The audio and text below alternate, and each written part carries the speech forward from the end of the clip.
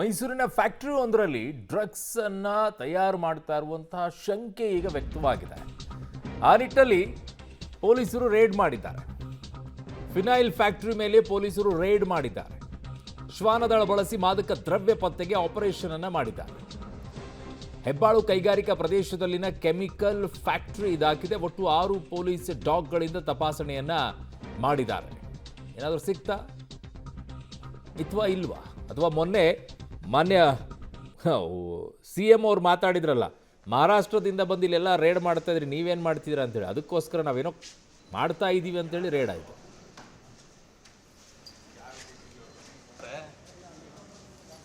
ಮೈಸೂರಿನ ಫೆನೈಲ್ ಫ್ಯಾಕ್ಟರಿಯಲ್ಲಿ ಡ್ರಗ್ಸ್ ತಯಾರಿಕೆ ಮಾಡ್ತಾಯಿದ್ರು ಅನ್ನುವಂತಹ ಹಿನ್ನೆಲೆಯಲ್ಲಿ NCB ತಂಡ ಏನು ಮೈಸೂರಿನಲ್ಲಿ ರೈಡ್ ಮಾಡಿತ್ತು, ಪರಿಣಾಮವಾಗಿ ಈಗ ಮೈಸೂರು ಪೊಲೀಸರು ಕೂಡ ಅಲರ್ಟ್ ಆಗಿದ್ದಾರೆ. ಮೈಸೂರಿನ ಕೈಗಾರಿಕಾ ಪ್ರದೇಶದಲ್ಲಿರುವಂತಹ ಕಾರ್ಖಾನೆಗಳಲ್ಲಿ ಈ ರೀತಿಯಾದಂಥ ಪರಿಶೀಲನೆಗಳು ಈಗ ಶುರುವಾಗಿರುವಂಥದ್ದು.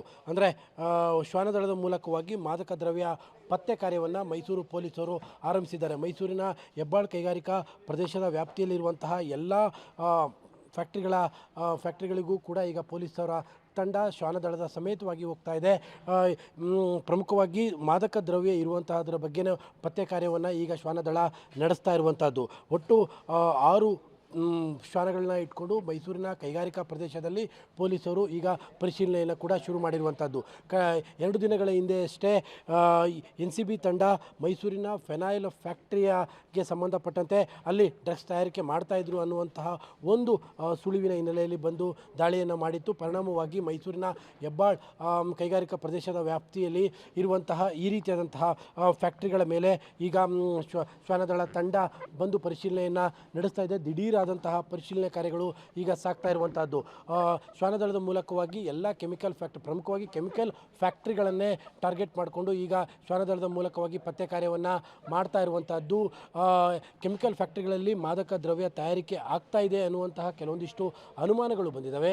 ಈ ಅನುಮಾನಗಳ ಹಿನ್ನೆಲೆಯಲ್ಲಿ ಶ್ವಾನದಳದ ಮೂಲಕವಾಗಿ ಪರಿಶೀಲನೆಯನ್ನು ಪೊಲೀಸರು ಶುರು ಮಾಡಿದ್ದಾರೆ. ಯಾಕೆಂದರೆ ಮೈಸೂರು ಮಾದಕ ದ್ರವ್ಯ ತಯಾರಿಕೆಯ ಹಾಟ್ಸ್ಪಾಟ್ ಆಗ್ತಾ ಇದೆ ಅನ್ನುವಂಥ ರೀತಿಯಾದಂತಹ ಅನುಮಾನಗಳು ಈಗ ಶುರುವಾಗಿದ್ದಾವೆ. ಹೀಗಾಗಿ ಈ ಹಿನ್ನೆಲೆಯಲ್ಲೇ ಪೊಲೀಸರು ಕೂಡ ಅಲರ್ಟ್ ಆಗಿದ್ದಾರೆ.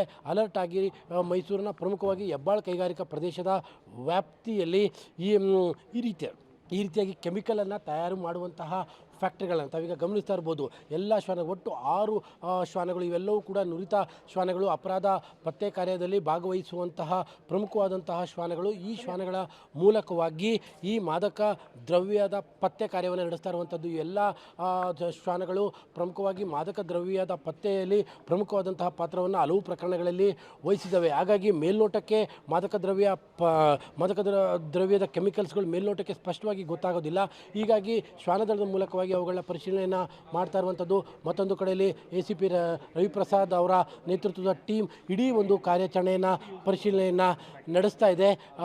ಕೆಮಿಕಲ್ಗಳಲ್ಲಿ ಯಾವುದು ಈ ಕೆಮಿಕಲ್ಗಳು ಎಲ್ಲದರ ಪರಿಶೀಲನೆಯನ್ನು ಕೂಡ ACP ರವಿಪ್ರಸಾದ್ ಅವರ ಟೀಮ್ ಮೈಸೂರಿನ ಹೆಬ್ಬಾಳು ಕೈಗಾರಿಕಾ ಪ್ರದೇಶದ ವ್ಯಾಪ್ತಿಯಲ್ಲಿ ನಡೆಸ್ತಾ ಇರುವಂಥದ್ದನ್ನು ಕೂಡ ತಾವೀಗ ಗಮನಿಸ್ತಾ ಇದ್ದೀರಿ.